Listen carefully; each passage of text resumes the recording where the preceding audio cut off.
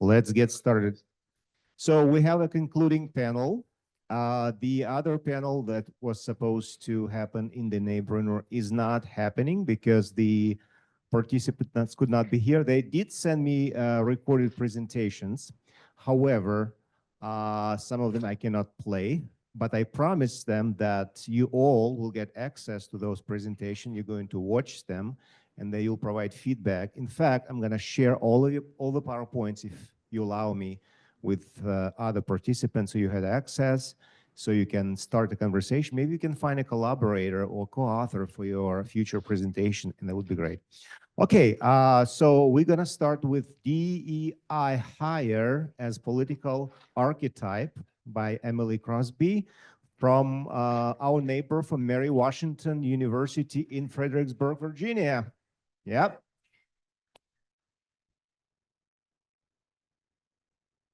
Thank you, and thank you for having me. This has been an awesome conference. So, DEI Hire for diversity, equity, and inclusion. Historically understood as a very powerful talking point, a commitment to more inclusive hiring practices to get arguably more competitive job applicant pools, student applicant pools, and especially after the horrific summer of 2020, George Floyd protests of his murder by police, and this idea of corporations, universities, and just larger institutional entities showing their in vogue commitment to DEI. As we see in the recent political climate in the US, we've abandoned that commitment in order to preserve what many people would argue as this idea of meritocracy, which I'll be talking about in a moment, as perhaps not the most evidence-based argument for people ascending to certain power, okay? DEI vice president first came on the discourse political landscape by GOP Representative Tim Burchett when he was interviewed on Newsmax saying, quote, "When I hear her talk, I just scratch my head and think this is what DEI is really about. It clearly is. She checks all the boxes. She'll say she's of Indian descent one day. Then she'll say she's of Black descent. It's just box checking." From here, you start to see more prominent DEI and DEI hire discourse happening almost immediately after Kamala Harris is the heir apparent to the Democratic ticket for president. I think what was very irksome for a lot of people is that she did not have to go through the rigmarole of primaries, but was ordained as the candidate after Joe Biden stepped down. Okay, so that was irksome and thought of as she was given this opportunity. She didn't earn it. Didn't earn it, interestingly enough, was proposed as the true meaning for DEI. Didn't earn it. DEI hire had a lot more uptake starting in late July once Kamala Harris was in the presidential race. And I argued that it's an archetype, this idea of DEI hire as a, quote, ready-made schema to validate broad biases and simmering resentments which are evoked by the ascension of women, people of color, and larger minorities into political and more power positions. People have argued that the Me Too movement we're experiencing the backlash right now. So like Roe v. Wade's overturned because women overstepped and got powerful men fired. Similarly, we have diversity within political races. So we need to go back to a meritocracy, even if that meritocracy may not have existed. You could also understand this archetype as what people call a dog whistle, meaning a particular term that's triggering to a specific target audience, almost coded language to elicit support and excitement, trope, or even frame. I chose archetype mostly because it has so many things built in that it taps on so many different biases and resentments. It's very effective. Feminine archetypes expose how mythic understandings of event revolve around the preservation of patriarchy as natural. Women who do not appropriately bolster patriarchy become cautionary tales. In other words, used as a warning to other women that this is what will happen if you do not support patriarchal institutions, your husband, and other men of society. A variety of people have studied different case studies, but particularly in my history and research in country music, you see several examples of this, where when white women in particular deviate from a successful feminine role of bolstering white patriarchy, they are deeply punished and used as a cautionary tale to other women to not deviate from that norm. My method is rhetorical criticism with grounded theory. And then I looked at the themes emergent from the hashtag DEI hire on Instagram. Okay. When Kamala Harris intended to run for president, July 21 through election day was my timeline and kind of barriers or boundaries on this research. And I found some interesting things. First, perhaps unsurprising based on our other research, Harris as prostitute, okay? So not only is she a diversity, equity, and inclusion hire, she explicitly used her sexuality to get her foot in the door. What I found interesting about this image is we see it a lot, a similar version with shadows, like the shadow of Ruby Bridges, the little girl who desegregated schools in Louisiana, or the shadow of previous iconic women in leadership positions. But this one in particular is illicit, gross, implying a sexual act, which you see in a lot of comments, people talking about Kamala Harris being in compromising positions to earn her status, okay? What I also think is interesting about Mistress is it shows a threatening frame to married women, disproportionately married white women.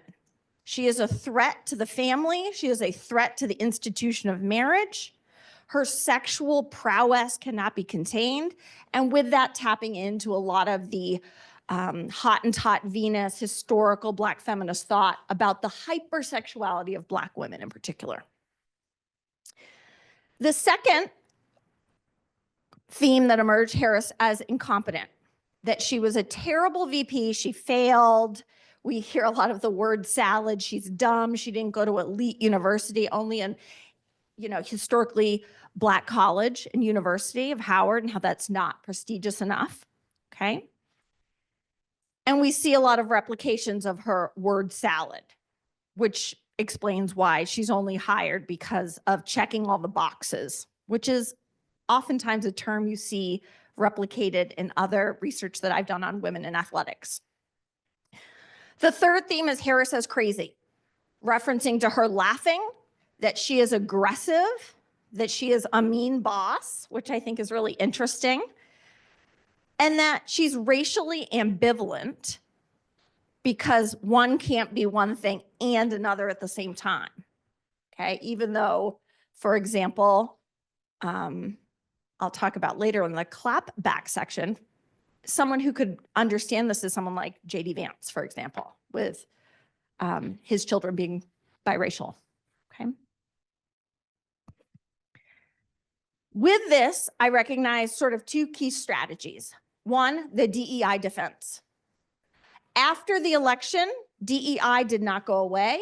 And in fact, it's used for an explanation for all the ways women are ruining the world. Okay? Starting off The anti-Semitism at universities, really bad look. I was shocked that they found evidently the majority of women running US universities and put them all on the same panel to show them to show America how incompetent they are. While it was obviously problematic from a whole different perspective, it proposed this notion of this is what happens when you put women as presidents of universities. Yikes. Second, Trump assassination attempt. Not only the head of the Secret Service rendered incompetent, perhaps fairly, but specifically the memes that were generated of women on the scene of the assassination attempt, photoshopped as cowering in fear, or this is what happens when we let women into the Secret Service. And then the scapegoating of the LA fires and the DC plane crash as incompetence on the job merely because of DEI. What I argue is the DEI defense is a great addition, in some ways a supplement to image repair strategy, that you not only get to deny your culpability, you can deflect it off, in this case, majority to white women. With tokenism historically in positions of power, there is heightened visibility. That's why tokenism exists. Oh, we'll put the one student of color on the front of the alumni magazine, really show up our diversity. But with that tokenism and heightened visibility comes a deep double standard that you have to not only stand out, but potentially be the best, right? An example I give students sometimes is like Wonder Woman, the movie. It shouldn't have to be the best movie, the most lucrative movie of the year, of all time, best superhero ever, simply to be allowed to exist. We can have 25 Spider-Man movies. We could have 25 subpar Wonder Woman movies. That looks more like equality. But oftentimes that tokenism comes with heightened standards. An additional gender studies term that's relevant here is the glass precipice.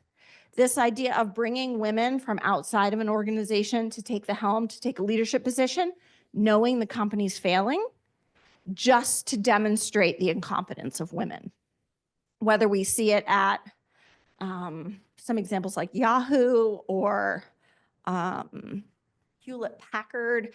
I'm curious, there's plenty of other examples, but not only women, but people of color and women of color as well. Character assassination ultimately in this context acts as a cautionary tale to let other women know that they are hypervisible, we know they're incompetent, and that ultimately the only way to restore stability is to get women out of leadership positions. Further, we have an era of banning DEI in an attempt to amplify meritocracy, okay? With this, we have framing of DEI as discriminatory against whom? Cis, straight, non-disabled white guys, evidently, is that small part of the argument. Also, the idea of demanding that federal organizations get rid of celebratory months for particular minority groups. And with this, we recenter white, straight, non-disabled men as the only unquestioned qualified leaders among us, okay?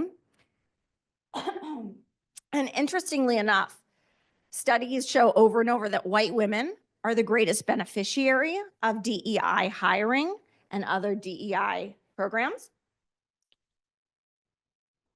So it becomes interesting when many white women are the foot soldiers of white patriarchy, with this idea of either internalized misogyny or this idea of I do not want to violate the trust of being the good white girl, that I don't dare deviate from supporting, right, bolstering white patriarchy.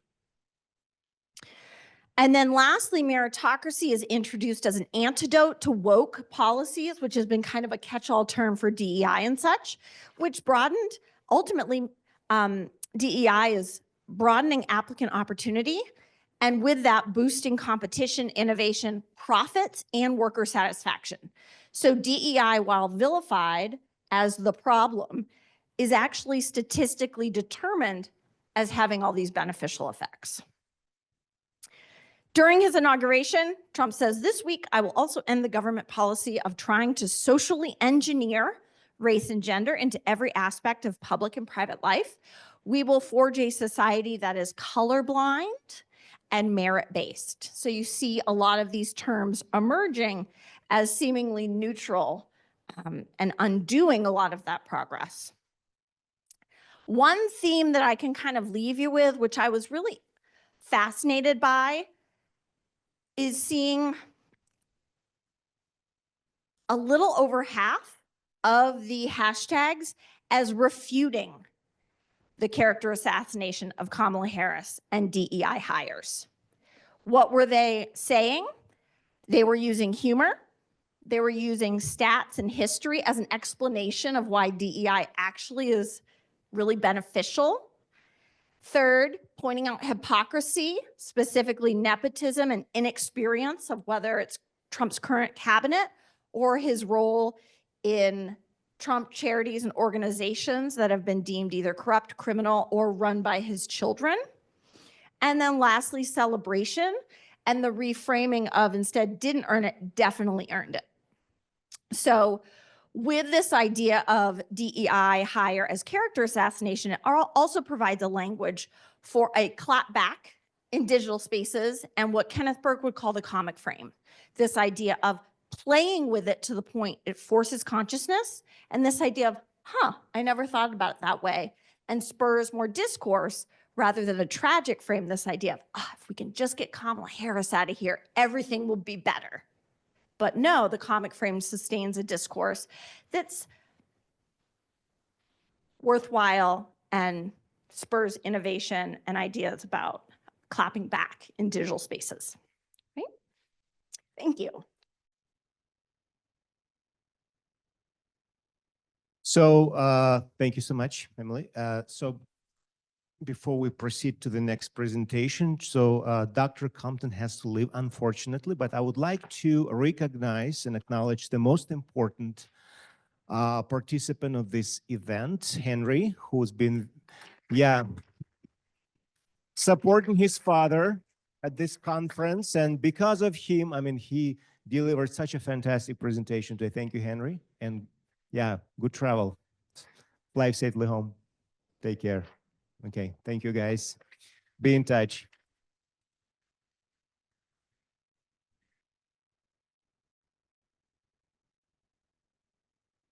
All right.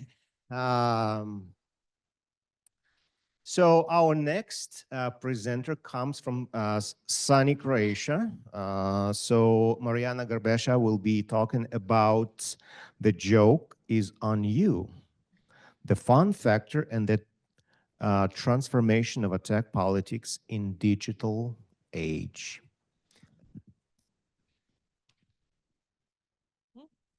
Okay, so hello. I'm going to basically follow up a little bit on what was being mentioned a lot in the past 2 days. Kevin and Matthew, today we were talking about memes a lot. I won't talk only about memes. I will be basically talking about the how attacks, the entire discourse of attacks has changed.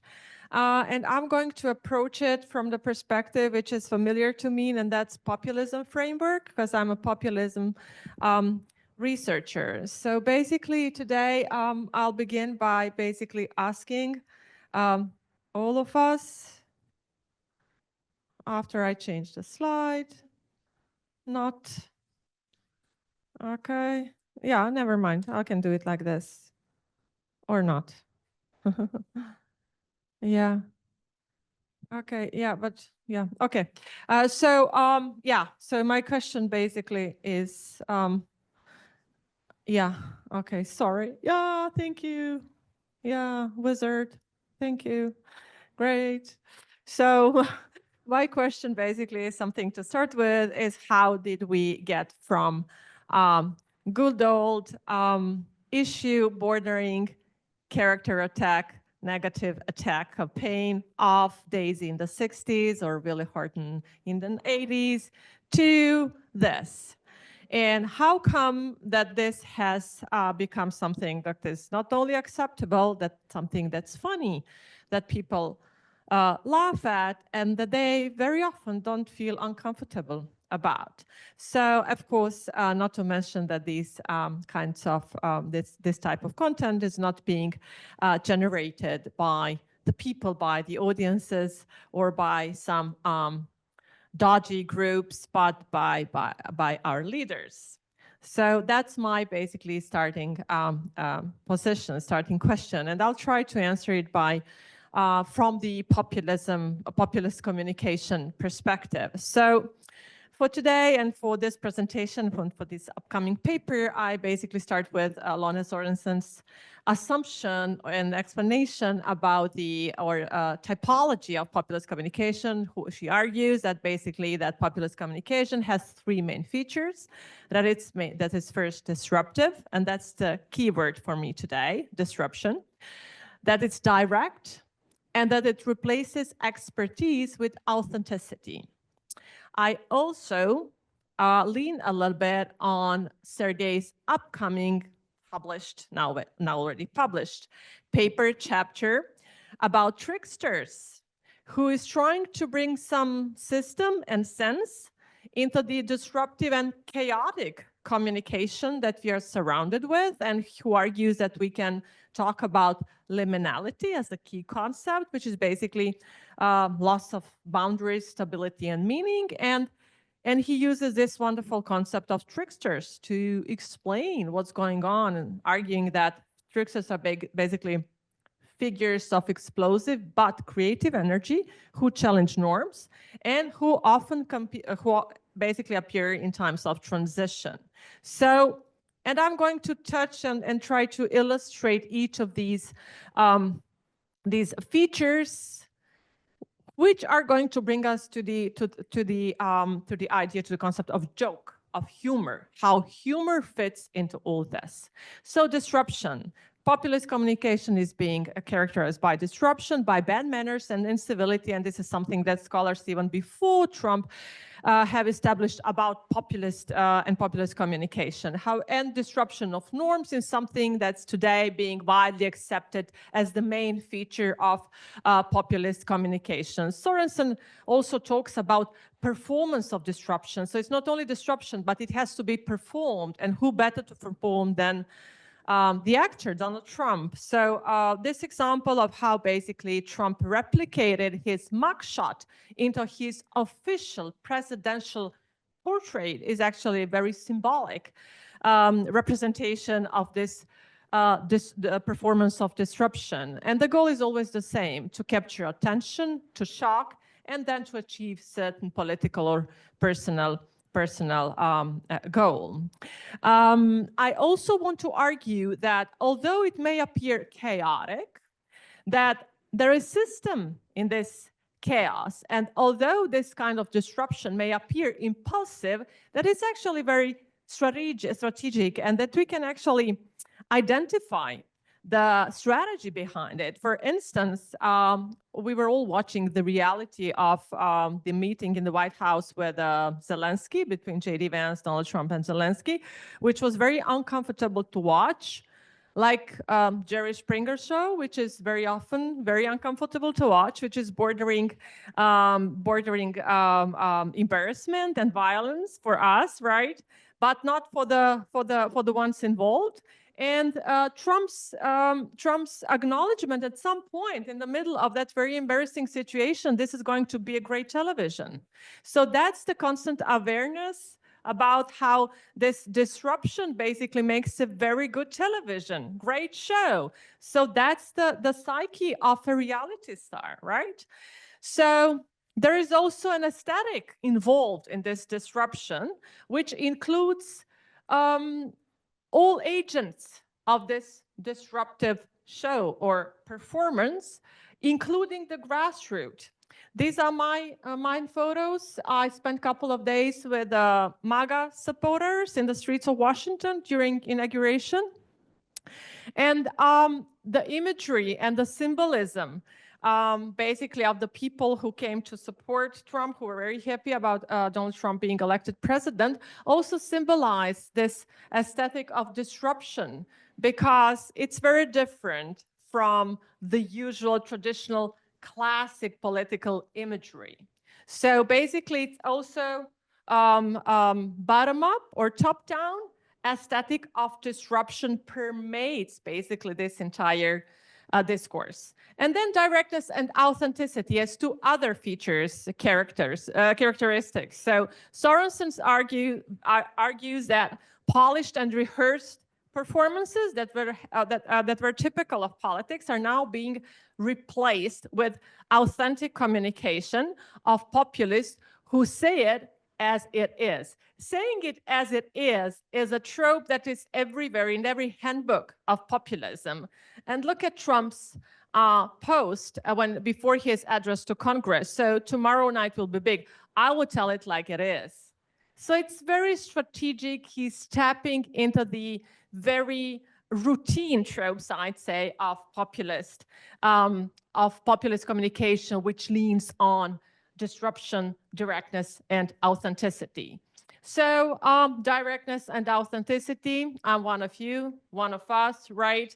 McDonald's, garbage. And social media, like the perfect universe to exercise disruption, authenticity, and directness for all these, for the sheer logic of social media, which basically reinforces this type of discourse. So immediacy, informalization, casualness, impoliteness. This is not something that came with Trump, as I already said, but this is something that has existed even before Trump, this entire notion of the politics in your face, so directness, again, informality, and outrage that comes with it, okay? So basically, this slowly brings us also to humor, to the fun element. There's lots of concepts that are trying to address this type of discourse and communication. One that I really like is badass aesthetics, that is being created or written by the columnist in New York Times, not columnist, sorry, reporter who was basically with Trump on his campaign trail, okay? So he calls this entire discourse a badass discourse, a badass aesthetics. And this is something that Trump really reinforces and embodies in a way really strongly. Then intentional self-scandalization as a tactics, as a strategy, again. So he's intentionally scandalizing everybody, so to create shock. And then there is humor, and there is mimification or allolytics, which is very, very important for the entire Trump project, and which is very, very strategic. Humor, also, as I said, very important, and this is something that interests me the most. So the fun element, the fun part, because I'm focused right now on a very specific dimension of populist communication that embodies everything I've been talking so far, but also incorporates the fan factor. So the fandom as a possible explanation, because I'm interested. Why is this so very attractive? So this is, again, the badass aesthetics. Okay, so Eric Desenhall, who is who was represented here yesterday. So he said at some point when he presented his book, he said that Donald Trump made mafia part of his brand. So he's not trying to hide anything. He's proud of it. That's what he said. So he said naughty has become smart today. So, and this is basically well represented here. So what Donald Trump does as a part of his appeal to authenticity and what he has made inseparable part of his disruptive communication is the use of ridicule, but not only ridiculing somebody else, but also using in a way also auto-irony, self-irony, and cynicism in a very general sense. So here are some examples of how he does it. So he uses satire and cynicism. Like here, for example, right? So he is very smart in doing these kinds of things. And this is maybe probably the best example that I found recently. So this is the text message he messaged to me as his supporter. I supported both of them, obviously, because I was here to research the campaign. So I signed up to both campaigns. And this is the message that I got. Covfefe, you remember Covfefe? You remember the Covfefe tweet? And you remember how it became word? And you remember probably how it became part of pop culture, okay? So he's using this word. So it is a self-irony in a way, as a hook, as a message to his supporters, right? So it's very wisely how he basically how his team does all these things. And then, of course, use of humor to stereotype and to mainstream character attacks, individual character attacks, and also group character attacks. Of course, cats and dogs. I don't know if we can give us a little bit of music in the end. And okay, sorry.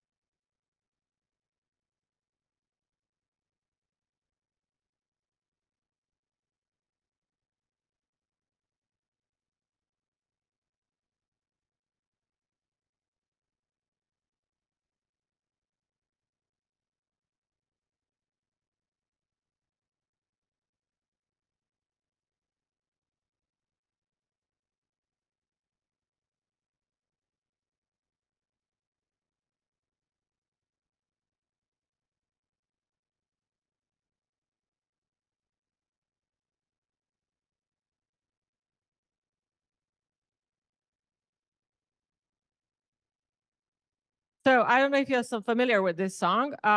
So this, yes, it's being played in discos all over the world, and people are going crazy to this song. And this song was this guy. He's like a no-name artist, and he has become really popular. He has like over 15 million views of this song, and so he became really popular online because he made this song, and he made it as a criticism. However, it's basically a great contribution to mainstreaming of a very nasty insult and a very nasty misinformation and a very nasty stereotyping. But this is how it became funny. This is how you also move to the tune, and this is how it works, right? Sorry. Also, of course, gender stereotyping. He's a master of gender stereotyping and the mainstreaming in that regard. We heard a lot about it, but I really like this meme where Nikki Haley is represented as a hen, as a chicken, right? Because lots of you showed how women are very often, how the animal metaphors are being used very often for women, mare for Harris and other different analogies, so to dehumanize them, of course. So this is something that he does a lot. He also likes to present himself as an anti-hero. You also, we heard that today from Martin. I think about masculinity and machoism of heroes. So, but there is also, again, this subtle also self-irony, I'd say, here where there is also, and this is something that Trump does, where he blurs the line between fiction and reality. This is something that he does a lot, but not only him.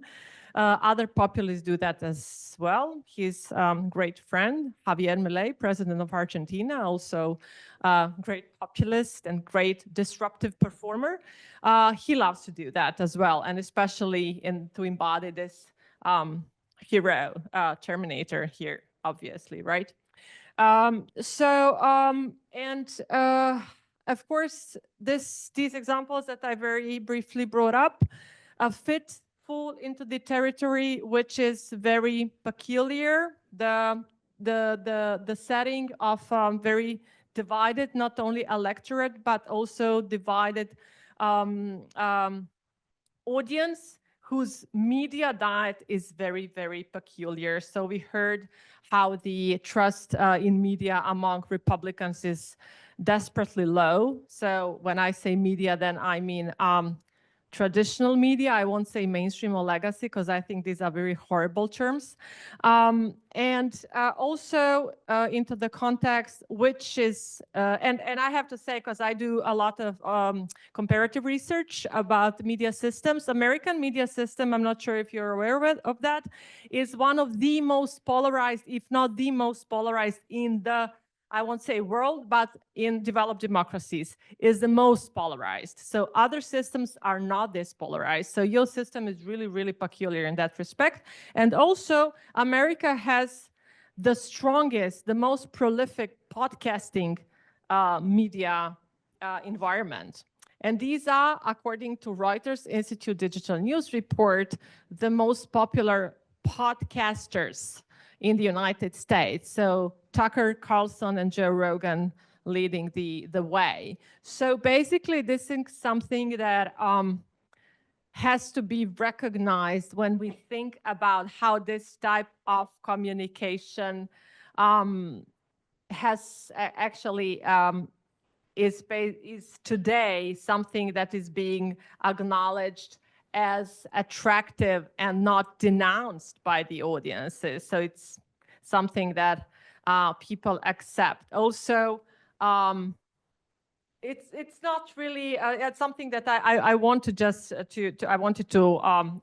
put this slide into the presentation this morning because we spoke a lot about masculinity, and this probably one of the most important shifts in this election, and that's basically that young men shifted very strongly towards Donald Trump. This is also something that has to be that one has to have in mind when we talk about the use of humor and mainstreaming in to attack women and other minority groups. So basically, where am I heading with this? I basically want to argue that where a political system suffers from a crisis of legitimacy, the disruptive violation of norms of political communication is perceived as authentic per se. So disruption is perceived as authenticity. Authenticity is a strategy of disruption. Humor in that regard is used as a tactics of disruption and is being perceived as an expression of authentic self. So whatever Trump does is being perceived as a rebellion towards the elite, and he's just telling it as it is, right? As the expression of authentic self. So populists, they ridicule elites. What do? They assume what audiences think about the elites and how ridiculous they are with their detachment from reality. And they play that card. They tap into that very sentiment. So incivility is not an inappropriate anymore. It's only an expression of rebellion. And it's only authentic. That's what it is. That's what it is. So basically my argument is that this type of joke, and the joke is both on us and on the other side of the aisle, is basically that, you know, Trump and populists like Trump, they argue that they are only, you know, appealing to common sense. And finally, I argue that disruption is the norm today.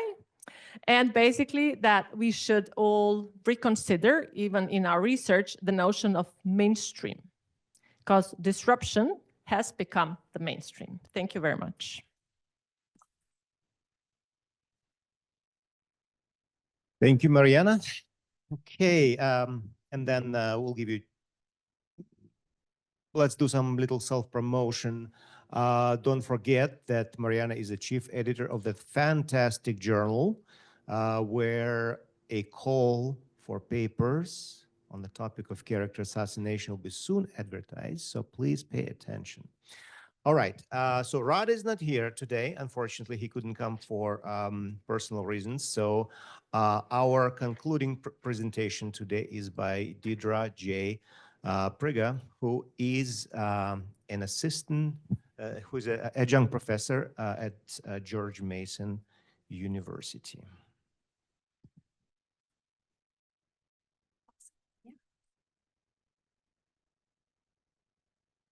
Wonderful. Thank you so much, Dr. Sergei.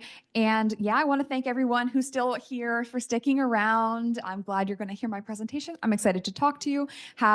I think this is kind of a fun one because it's like a lot of the topics we spoke about today and rolled into one presentation. So I'm going to be discussing corporate social responsibility as well in the context of character assassination, and specifically character assassination against corporations in this media environment, which is becoming, I think, increasingly salient. So as we learned at the beginning of today, right, a great historical presentations, character assassination is a timeless phenomena, right? People have always been engaged in this strategic effort to discredit other people and through, you know, character attacks.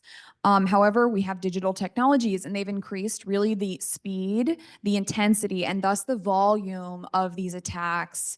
And these attacks are very unpredictable and they're not controllable. And especially in such a polarized environment, polarized media environment, this leads to a lot of crises. And this has also really changed. Character assassination, of course, can target anyone, right? It can target individuals, public, even private figures. We know from many scandals, they are ordinary social media users, right? Public figures, celebrities. They can also target corporations, organizations, even nations. However, we have to focus on one thing. I'm going to focus on the corporations. Creating this new social space has opened an area where ordinary people as well as organized campaigns can be created that attack and talk back to corporations in ways they don't like. Especially, they would like to use these channels to gain money, right? To achieve their goals.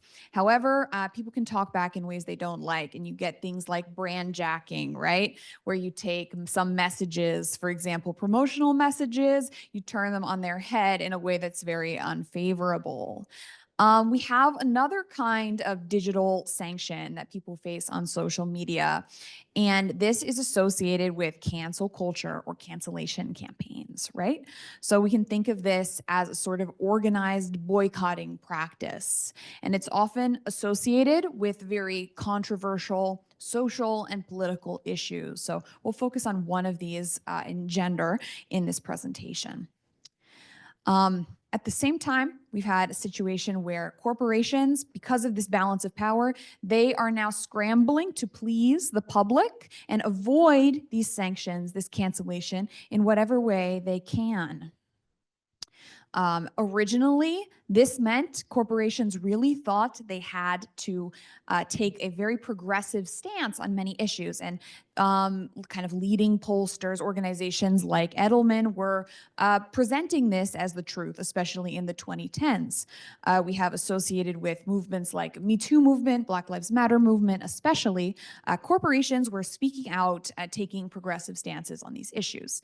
And it was very much portrayed as this would be great for companies, it would be a win-win. So you would help the world by taking these stances, and you would also win and help your company.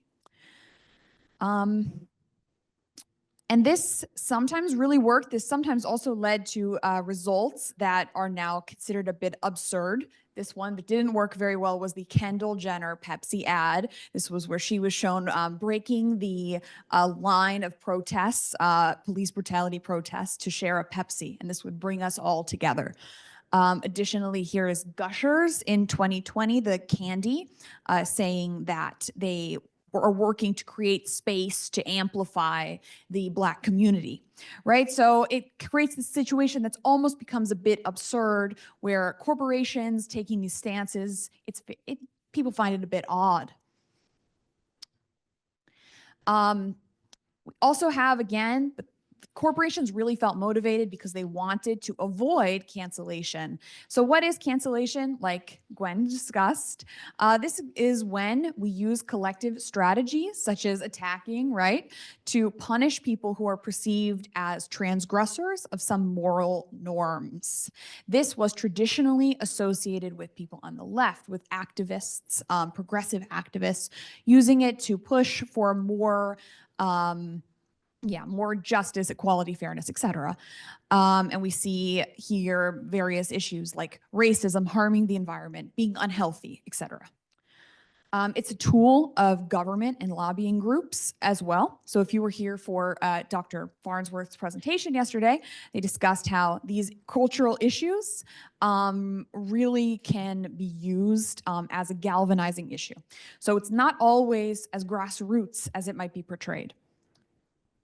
And additionally, with corporations, we have a special issue, which is where corporations often face this when they have people who are very associated with their brands. And this happens on social media a lot. You have your spokespeople, and they engage in some bad behavior. So we have Kanye West, who has made various anti-Semitic comments, pressured to drop with Adidas.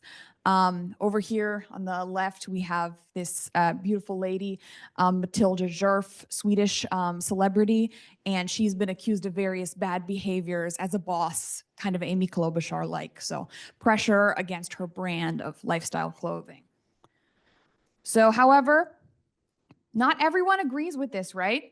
We have a situation we know from the news right now. There has really been a backlash to the growth of corporate social responsibility, especially which has been sometimes termed as like woke capitalism or rainbow capitalism.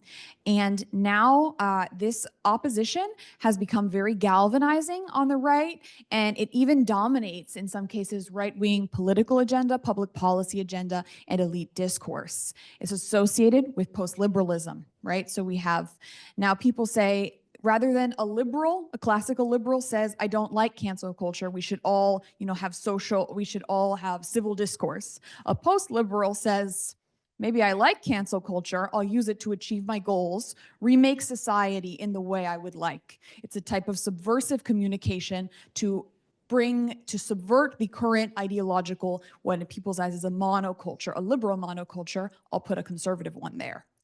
And here we have some people who are doing that. Libs of TikTok, famous TikTok account, which promotes some kind of oddball, usually something outrageous happening on TikTok, and centers these moral violators. So I had other examples. These are various things people have been mad about. Usually gender has become very salient in these type of attacks. So if there is some view that traditional gender norms are being transgressed in the popular culture, people have really come out hard to strike against these things. So we have a casting in the movie How to Train Your Dragon. A plus-size actress was cast to represent this cartoon character. People were very upset about that. People felt like they were violating the authenticity, the traditional How to Train Your Dragon film. I know it sounds silly, but they thought it. We have Sports Illustrated Swimsuit Edition has gotten a lot of backlash for various decisions to cast. In one case, plus size model. In another case, this is a Kim Petras. Maybe the Germans know Kim Petras. She is transgender German pop singer. So this has caused some controversies, right? So we increasingly see corporations, organizations, they face backlash when they make these decisions that are associated with progressivism, DEI, et cetera.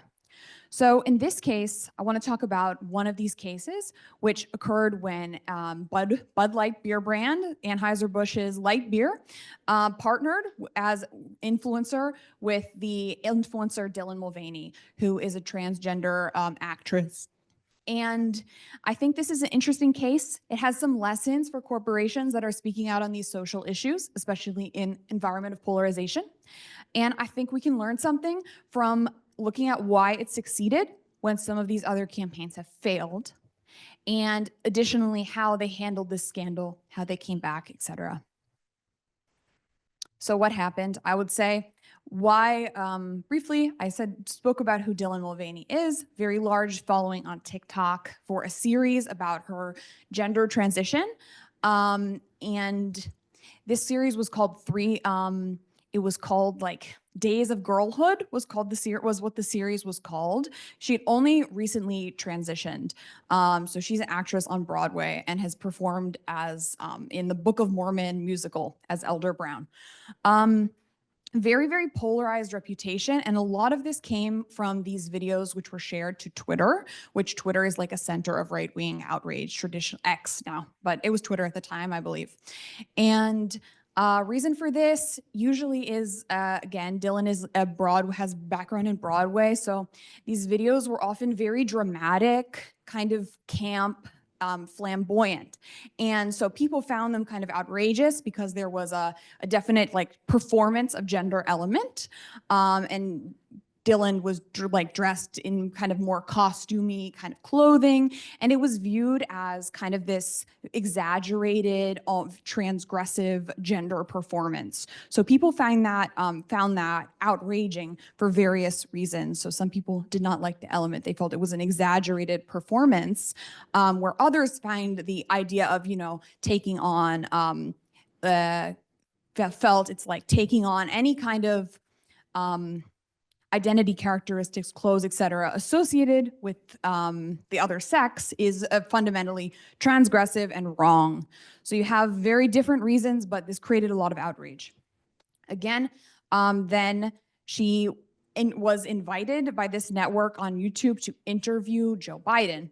This created another kind of, I would say it almost further elevated and increased the outrage, right? Because now she's not only being associated with transgender ideas, gender ideology usually is the term used.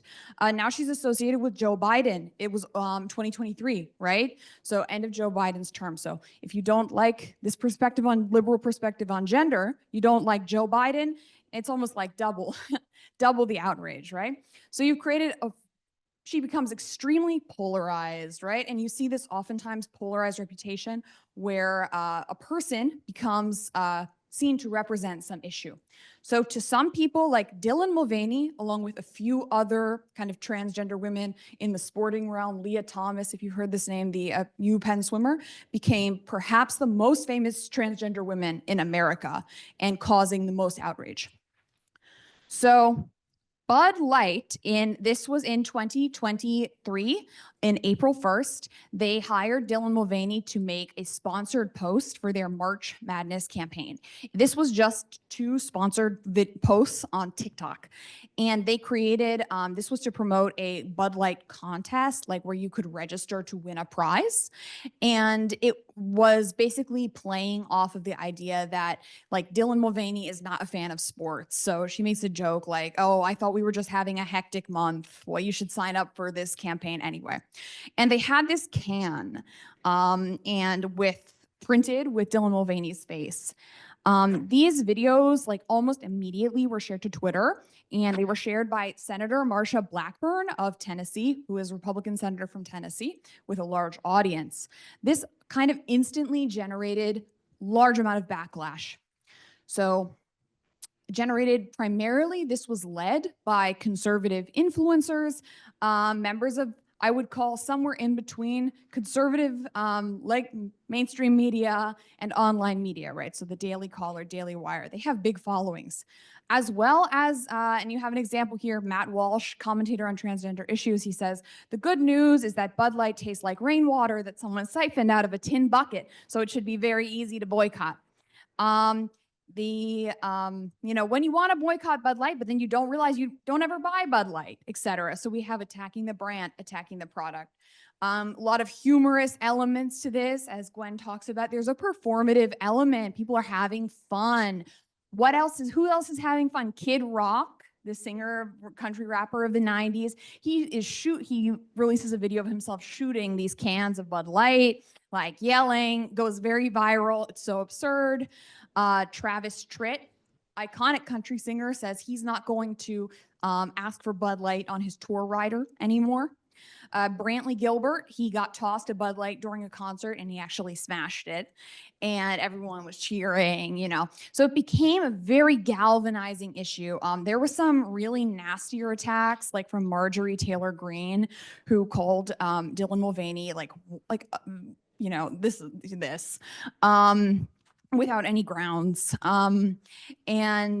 But a lot of the attacks primarily focused on that Bud Light was bad and that the brand had gone woke. That was really the thrust of it.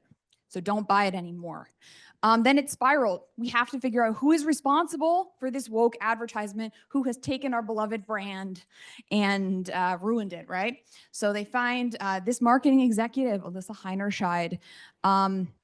She was the one in a podcast interview, she said this ad, not this ad specifically, but that Bud Light wanted to market to like younger people and move away from having a fratty image. Well, what do they find on Facebook? Some photos of her, you know, she drank beer, she had a potato in her mouth. I don't know. She was at a frat party. So yeah, hypocrisy, we see. Bud Light, how do they respond? Obviously, they're not happy. They don't like this. So at first, I think they go for minimization. They say, we didn't mean this. We partner with a lot of people. Dylan Mulvaney is just one. And, you know, it's not basically distancing themselves as much as they can. I think this was primarily to see if it would work, right? Unfortunately, this was a very sticky crisis. And just saying, we want to clarify the facts, as they said, that this was one can, one influencer, and one post. Did not end up working for them. So Bud Light, in just 1 week, sales went down by 17%. That's a lot, right? There was an idea at this time that this was just a correction so that Bud Light's fortunes would go right back up. It really did not. So in 1 year, they estimated that they lost like perhaps maybe $500 million. So that's the conservative side of the estimate. There's some that it cost $1 billion. Well, who knows if it did, but it really did. Bud Light lost actually approximately 7.5% of its shelf space in retailers, and its main competitor, Corona, grew. So Bud Light was the #1 light beer brand. Now it is not. It is the #3, and Corona and Coors, which is owned by the same company. So it's not as bad, but the brand is down. And again, liberals also were upset, right? They felt that the company had not stood. They did not like the diminishment strategies. They did not like distancing from Dylan Mulvaney. So they said, you're not sticking by LGBT community anymore. And they were actually, they were taken off very high ranking they had on this human rights campaign activist groups list as a leader in inclusion. And some companies said they would no longer stock the brand. Some bars, I mean. The brand has it was knocked down and has gotten up again. So the brand has really doubled down on its traditional marketing strategy, traditionally masculine. So you have Post Malone, Shane Gillis, Peyton Manning, UFC fighting, very traditional, nothing that will rock the boat. And they are trying to get back up there. They have had some here we go, Joe Rogan, but Kid Rock himself appeared on Joe Rogan, and they said, I had a great time drinking Bud Light with Kid Rock. Anheuser-Busch's CEO said he hung out with Kid Rock and they had a great discussion and they're now good friends. So they've actually been putting in the work to try to get their target audience back. It's been slow going for them, but even Donald Trump himself said maybe we should give them another chance. They're a great American company. So clearly something's going on behind the scenes here, right? However, when you Google, this was today, by the way, I created this slide today. I Googled Bud Light. I Googled Bud Light New York Post because they cover Bud Light all the time. They have endless articles on this controversy, and still today. The only one in the top when I Googled that wasn't about was this Saquon Barkley delivers free truckloads of Bud Light. But when you read the article, they do also mention Dylan Mulvaney controversy. It has not gone away. This is the second, the Wikipedia Bud Light boycott is the second Google results for Bud Light after the company's official website. And what people are saying is all about the controversy. So we are almost 2 years on, and still it is leading their brand identity. Bud Light has become a byword. Now, I would like to say I have a lot of answers. I think we can diagnose these problems, but we cannot really answer them, right? I think this is pretty funny. We're not talking about me, we're talking about them. So in conclusion, I think what we see here, we have corporate engagement efforts. We have a corporation that tried to engage with new publics, tried to be socially responsible, because that's what they thought those publics wanted. However, they did not align with the expectations of their main public, their main target audience, right? And there was this great incongruence between, it seemed like a very sharp pivot, right? So we see that Peyton Manning, Shane Gillis, UFC fighting, Kid Rock is their brand. Then Dylan Mulvaney, now that's their brand. It's a sharp pivot, right? It's very incongruent. It would be like if they hired me to make ads for Bud Light. Well, I don't really represent a kind of very controversial, highly polarized social issue right now, right? But Dylan Mulvaney does. And Dylan Mulvaney already was very known as a target of outrage among part of their target audience.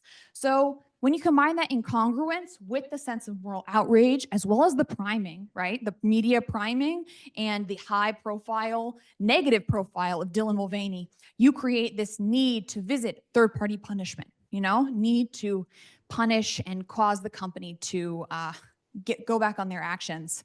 And even though Anheuser-Busch said they didn't intend to be part of a discussion that divides people, as we know, a target's reputation is damaged when publics see it that way, even if the allegations are not true or relevant.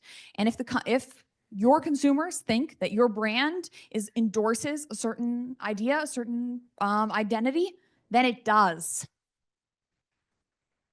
And again, publics are already very skeptical for the organization's motives for engaging in these sort of activism, right? And that limits its success.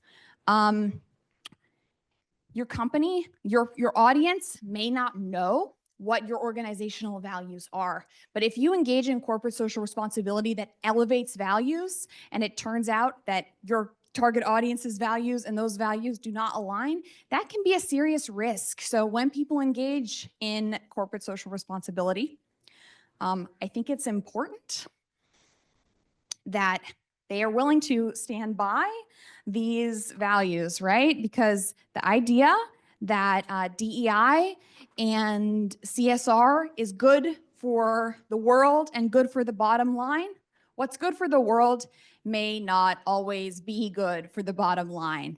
And for me, I think that's the lesson I took away from this controversy. So thank you so much.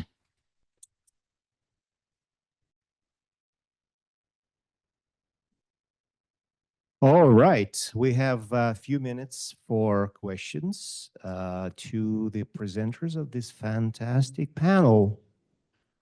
Klaus.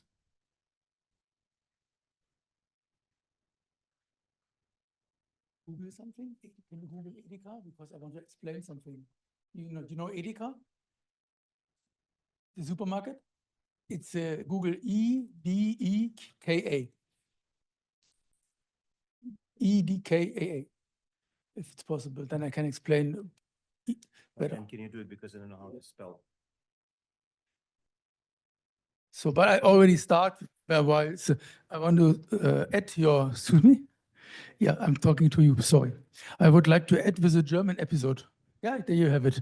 Okay, so we had our, this year, no, it was last year in summer, we had our own Anheuser-Busch PR scandal. Same. It was a supermarket, Edeka, and it was in August. It was 1 month before the East German regional elections, and we had this far-right party called Alternative for Germany, and the party color is blue. So, and here we have the supermarket, a very famous, in every village, in every town you have this Edeka, and you see their color is blue and yellow. And what they did was a campaign against blue, actually, so against the color of blue, but it was supposed to be against the party, the far-right party, to warn the customer to vote for the blue party.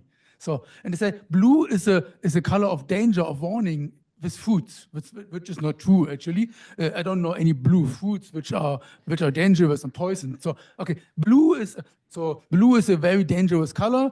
Beware of blue foods, you know. So, and people in East Germany got angry, you know. They boycotted the supermarket in the villages, in the towns, because of this anti-AfD, which has a high percentage of voting in East Germany. And so what they did, they, like Anheuser-Busch, they changed the tune, and after the elections, when everything was done, no damage anymore, they made a campaign for blue, everything for blue, which is their color, and everybody knows it was a kind of rehabilitation, you know, to say I'm sorry to the voters, and which are the customers of these supermarkets. Can I stop here? Okay. All right. Great comment. Questions? Leocadia? Well, I wanted to congratulate the panel because it's been 3 terrific presentations, and I have a question for Marijana. So you have very well explained about populism, the different type of, you know, features, you know, the humor, disruption, authenticity. And then it's one of the topics that I've also loved and also done a little bit of research. So do you think that we can talk today about a new type of like new populism compared to what can be like the typical or like more classic features of, you know, all the populism? Do you think that we can find like a new way to talk about populism with maybe some new features like are more contemporary? That's maybe the topic for a new. So there are some features of populism that are like permeating probably all populist, and the features that I spoke about today are considered to be like features of contemporary populism, so disruption and directness and authenticity. Of course, there's difference in style between different populists, but the Trump has really accelerated, and he has this disruption as a norm. He has really accelerated this discourse, and he has really fueled the discourse of incivility as well, and he has really promoted it as authenticity. So I'd say that he has contributed a lot to this particular feature and to enhancing the disruption into authenticity. So, and we can see examples across Europe of how his style is being replicated all over Europe. Yeah, so this is, I think, very, very typical of, you know, and there is even, there is a common reference even in Croatia, another country, Trump from our village. So this is very often when they are describing populists in different European countries, very often you would see this phrases, Trump from our village. So this is basically how it's acknowledged that this is something that's also being I wouldn't say it was invented by Trump, but it has really modeled by Trump. So behavior is becoming socially acceptable. Okay. So much. Thank you. Questions?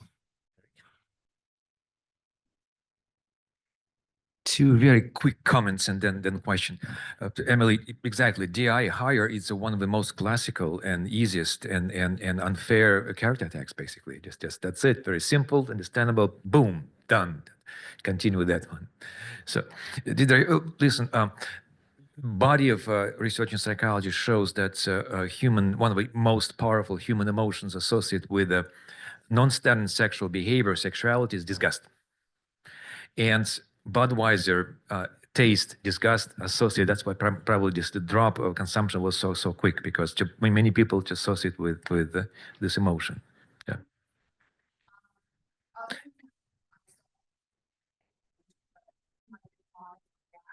Like everything is upside down.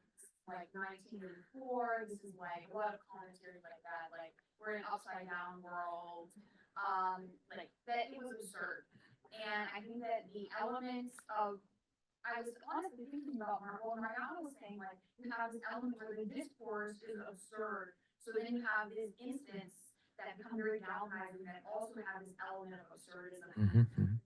Transgression, like transgression, especially or like the idea of like a man in a dress as being one of the most like this very kind of cheap humor, but it's very like very common in humor. So I think all of it is so very core. It's got a lot of core emotions people feel, this instability, everything's topsy-turvy.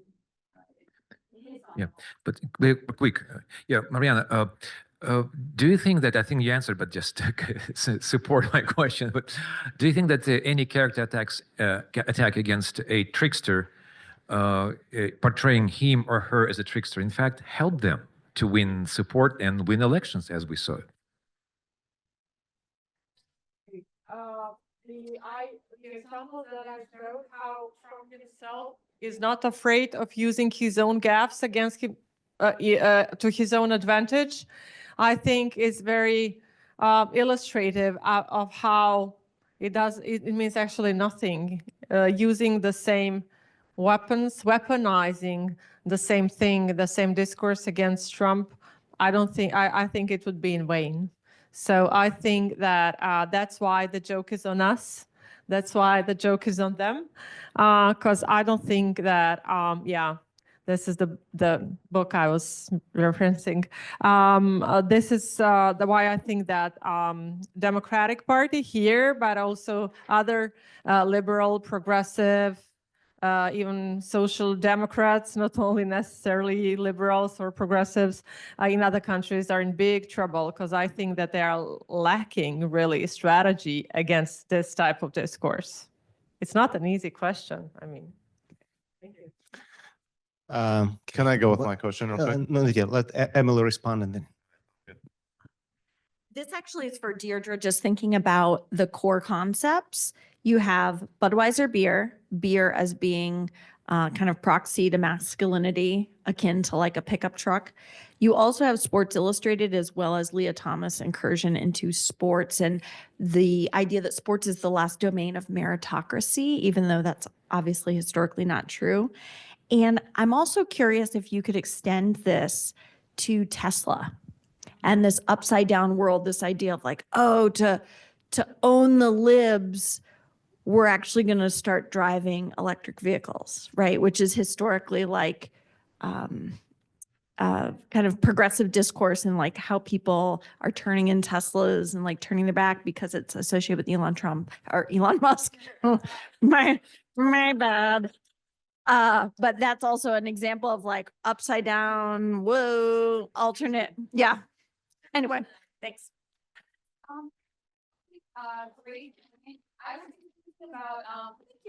I was thinking about the thing that made me laugh is when you're talking about like almost women in men's spaces, and you have backwards men, women's spaces as a flashpoint in this discourse, and then you have women in men's spaces as its own threat. And I think what we heard about, women emasculating men in Dr. Florian and Dr. Martin's panel, like the threat of women emasculating men and then men becoming feminized because women have emasculated them is everything in this. Like Alyssa Heinerscheid is the woman behind it, and her direction has emasculated the company. So the company is now hiring an emasculated man who is being like, this is the discourse. So it's Roman, I have to say.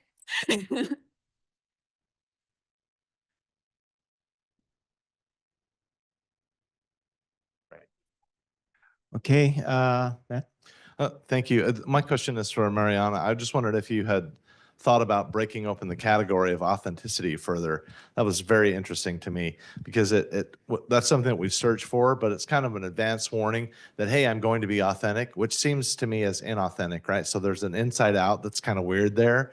And I wondered, my question besides that was just for you. Hopefully you'll write something really cool. I'd love to read it. What does AI do to authenticity? Yeah, that's a great question, and Nina even does some work on that. Of course, we read lots of articles and seminal work on political authenticity, which try to break down different types of authenticity, and we are building on that. We are both in the field of celebrity populism. We are trying basically to combine the celebrity politics field and populism. And there is lots of talk about authenticity there, and which also brings me to the AI, because in bulk of these papers and studies about political authenticity, there is this notion of stage authenticity, right? So how authentic is authenticity? So I think the AI thing builds into that, into staged authenticity, because for instance, Donald Trump was promoting memes about cats and dogs, which were AI made. Lots of the stuff that I showed is AI made. So basically, AI here is just a tool for him to present his authenticity. So I think that the goal is what's in the author is what counts for authenticity, not necessarily the tool with which this authenticity is achieved, and AI would be the tool here. So I think it's very interesting, but it builds into the very question, what's authenticity, which you asked first. So thank you very much. I think that's the key question, and thank you. We have also the question, and Marijana, a great presentation. Thank you very much. I'm wondering, everything seems very convincing, and especially liminality and the aspirations to authenticity. But the main point is, personally for me, what's the crisis of legitimacy, which is a necessary background of that authenticity starts working. And how we are able to identify this crisis of legitimacy. It's important in new construction, because I suppose any political system not absolutely complete and in this respect. So we experiencing every political system suffering a little bit from lacking of authenticity. It doesn't mean that this authenticity aspiration is working in every political system. In what respect, in which respect is the situation in the US unique or not unique? I don't know. Well, actually, let me give you some thing before Marijana answers. So it's based on Marijana's research. There is a media system that we no longer call mainstream or mass media any longer. And what we have recognized that those top 10 podcasters is mainstream media now or mass media now. It's traditional media and it's legitimate. It has completely delegitimized professional journalism the way we know it. And that's what Marijana's research demonstrate. So I was in Florida last week. So I got into a cab and the guy was talking to me about 20 minutes about Tucker Carlson and things he told him, or he listened to, you know, about world situation. That's the traditional media now. Yes, I'll answer your question, but now Sergei reminded me of a great anecdote. A taxi drivers are the source of wisdom, I can tell you that. And a taxi driver told me a few days ago that he doesn't trust media, of course, because they lie and everything. And he told me, do you know, where does the word television come from? And I'm like, and I told, no, obviously I don't. And he said, tell a vision. They are telling you their vision. And I'm like, Whoa. It's a great conspiracy. Oh my God, I've been studying this for so many years. It never occurred to me that this is what television actually means. So television, you see, they tell you their vision. This is what media is about. So I asked him, where do you get your news from? And he says, there's this guy in Europe. He gives me like a very short news about everything in the world. And I said, it's some kind of influencer. No, this guy, he's a journalist somewhere in Europe on my computer. And I'm like, cool, great, that's it. So yes, definitely. And about legitimate and legacy and legitimacy. That's the entire populism discourse, basically, which debases the politics as we knew it, right? And this tension in liberal democracies between the liberal part and the democratic part, which basically we are empowered as individuals, but we are helpless in a democratic aspect of liberal democracy as the people to participate, to make decisions. This is what makes people frustrated. And every country, every context has its crisis of legitimacy, of legitimate political system. And this is where populism steps in and says, we the people against you, the elites, you are fake and we are authentic. And that's one of the answers. It's more complex, of course, but briefly.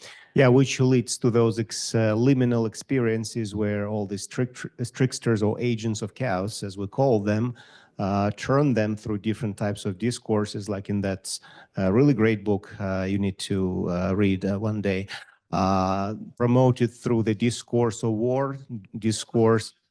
It's a handbook of political and social culture. There is a great guy who, so discourse of war, discourse of revolution, and discourse of fair or fair ground, they basically, or it's kind of discourse of populist, turns it into the state of permanent liminality. So because they thrive and that's how they make money. And media, because basically it's a business, through clickbait, keeps it turning this windmill of permanent liminality. And that's the state we live in right now. We have time for one more question before we transition to concluding remarks. Scott.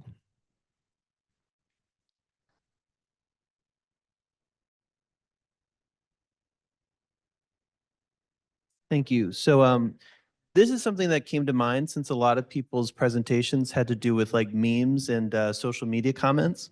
My question is, how should we properly cite things such as memes and social media comments that could easily be deleted off of social media sites or be lost to the internet? And by extension, does not citing sources open the door to the unethical creation of artificial content which supports the researcher's claims, especially when considering AI and student work? Who's the question for? Really just anyone if they had comments. Yeah. I had an idea, but you I don't know why you would reference them as sources, because obviously it's not literature, it would be a data source. So what you want to do is maybe look at what your institution tells you to do and how to ethically use that kind of data and follow their suggestions. I would say you can anonymize, but in the end, it's something that people put out there in the public domain. So as academics, that makes it kind of like, up for grabs as far as I can see. But, you can follow whatever standards of ethics that you find out there that suits you best.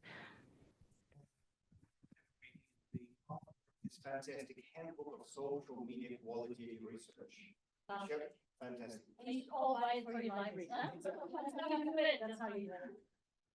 Yeah. Yeah. I was going to say my answer is, well, there is problems like falsification of data is very bad, but has happened. People are aware of the nutrition research. A lot of data in nutrition research for some reason has turned out it was all fake. So it's not just a problem with AI, obviously, like the falsification of data has been a big problem. And you could also type the questions I guess if you were very unethical, you could write the questions yourself, right? I mean, write the comments yourself and use them as your example. So I think there's a level of trust that we don't do that, and you would face some serious professional and social sanctions if you did. The only other thing is, I mean, on Archive, if you go on even Wikipedia or any of these wikis, a lot of times they will take comments and they will save them to like Wayback Machine, Archive of Our Own, no, not Archive of Our Own, it's Archive of Internet? Okay, it's this like Internet Archive, and they have it saved, and you can go back and verify these things. Obviously, not all web pages are saved. I guess as a researcher, if you could save it, and then you would have evidence, and you could include these links. It's not like you have to publish the links if you felt for privacy reasons you didn't want to attach people's names and they commented. But you could have the links and save them. It's just a thought. All right. Yes. So memes generally are in their nature hijacked content that belong to somebody else, an image, text. And so I don't think personally that there's an expectation that you would track down the original source of that image. Sometimes it's very difficult to do that. So we only cite the general websites or locations where these are found. And I feel really comfortable with that. And somebody may have a different view, but I think we live in an age where remixing is occurring. Intellectual property is a fuzzy area with regard to memes and social media. And I have no ethical issues with what we do, but you can have a different view. That's fine. Right. Yeah, and to mention memes. Right. Memes have inherently, they're inherently subversive in a sense, because again, they just appropriate original meaning and they subvert it to move it to someone else. So the tools of these, what we call subversive strategic communication campaigns that are more often right now. So the last comment from Deirdre. I was just remembered the website Know Your Meme has a lot of these memes archived, and you can visit them there. All right. Thank you again for this wonderful panel.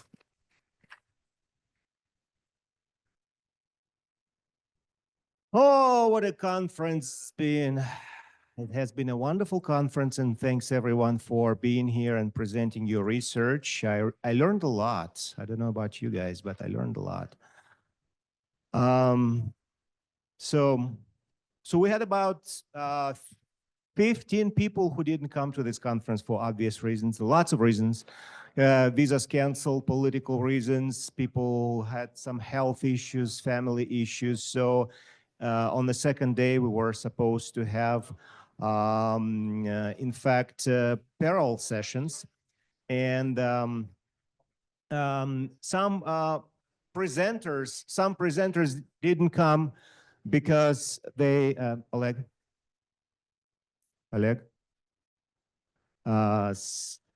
because again, for those obvious consolation in the last moment, like for example, Ann Piter, who is from this wonderful state of Réunion. So they were going through some storm. So she was supposed to come to the conference. She didn't come because of the visa issues. Then she has health issues. Then she said, I'm not able to send you my video presentation, even if you played. And then she's sending me her presentation on the last day. Obviously, I could not include it. But she said, we had a storm. We didn't have electricity for several days. It's a small island near Madagascar. Now I'm sitting in my tent and I'm actually, so I have to play. Yeah, I had to play. So so it was power outage. And she was recording the last episode of her presentation in conditions like this.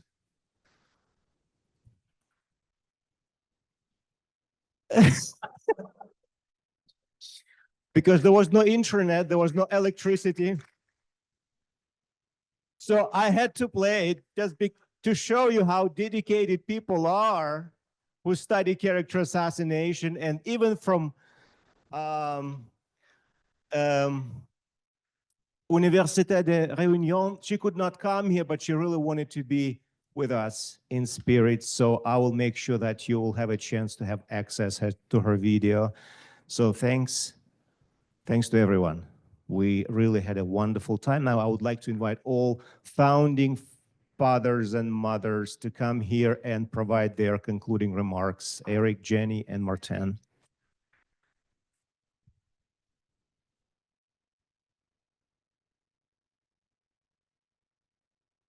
Cool. So I'm told to make the announcement before we start, and I promise we'll keep this quick so as not to prey on your patience too terribly much longer. But Marijana would like to emphasize that the call for papers for the special issue of the Media Studies Journal will be forthcoming, and we promise to share it with all of you. I have, I guess I would say, three concluding remarks, one of which is just that it's very clear from the research that you all shared, and thank you for sharing your research with us, that gender, sexuality related issues matter so much, and they matter in how we're persuaded, they matter in who's doing the persuading, all of the things that we've discussed over the past 2.5 days, which is why, of course, that it's, you know, extra sad and shameful that these concepts are being weaponized in current political climates. But to me, I think that just issues the call to action even more strongly, that we need to keep studying and researching these things. The second thing I'll say that I'm always heartened by when I attend CARP conferences and many of the other conferences that you all organize at your respective institutions that I've been lucky enough to be able to attend, is that interdisciplinary research matters. I come away from these conferences with learning so many things that I don't even know what to do with, but again, I think in a world where professors, and I know that we're not all professors, but where professors are being told we're the enemy of the people and that kind of thing, that these communities and these conversations matter even more now than they ever have.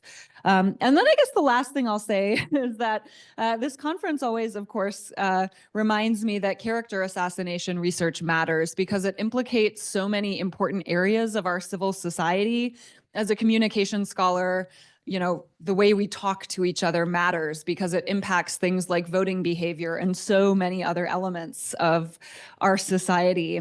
And so on one hand, anytime I mention that I study character assassination, people are like, oh, nothing to talk about there these days, huh?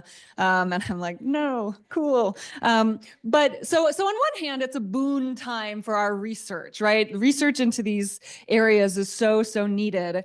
But I think we also, as we pursue this research, have to be very cognizant of the impact that character assassination rhetoric has on things like civil society. Rhetorical critic Jeremy Ingalls calls the rhetoric of invective a rhetoric of anxiety. It sows distrust, as many of us have identified in our presentations. And so I guess, as we continue to research these subjects, encourage us, not that I'm accusing you of doing this, but encourage us not to lose sight of the stakes. So again, thank you for sharing your research with us this week. And I remain incredibly grateful for the community that we are always able to cobble together at these conferences. And I think it's going to matter even more now than it usually does. So thank you. Yes, I'm going to echo that. I also learned a lot, and I'm very grateful that you're all here and sharing your different perspectives.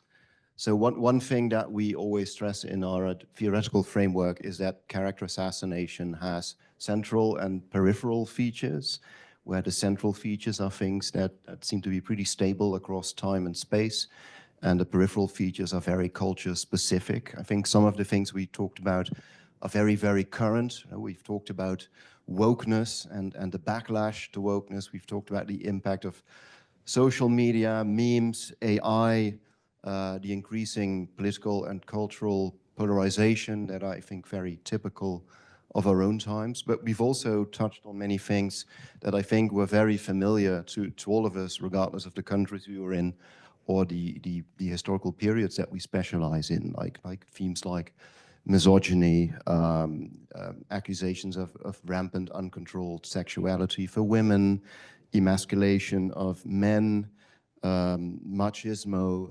heteronormativity. One thing we didn't talk a lot about, so I'm glad you, Deirdre, addressed it in your last paper, was transgenderism, because that's exactly, I think, on the cutting edge, where, you know, ideas about masculinity and femininity intertwine and blur, and that's a very interesting field.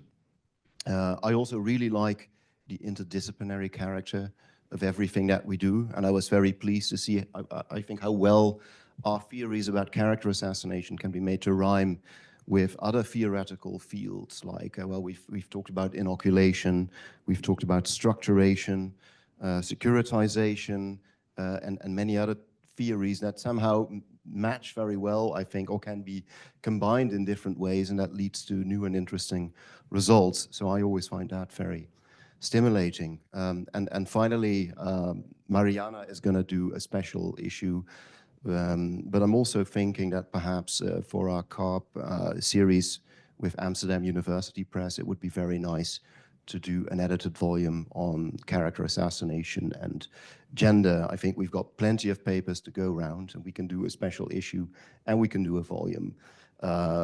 We haven't talked about the details of that yet, but I'm sure we'll be in touch with you about that as well. Thank you.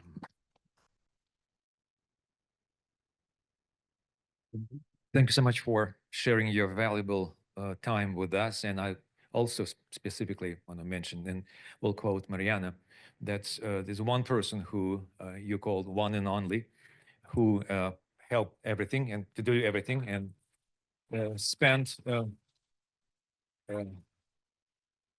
Dr. Samoilenko spent many hours, and his family knows just daddy was working and doing something. Thanks so much for putting things together. And thank you for all, well, 26 of us sticking around, and we shared wonderful 30 hours together. 30 hours, yes, it must be worth it. But we're not quitting, and we are not last of Mohicans. We are not gone with the wind, and we're not on Titanic, because our journey continues. See you all, CARP 6, most likely in Europe. Yeah. Thanks so much.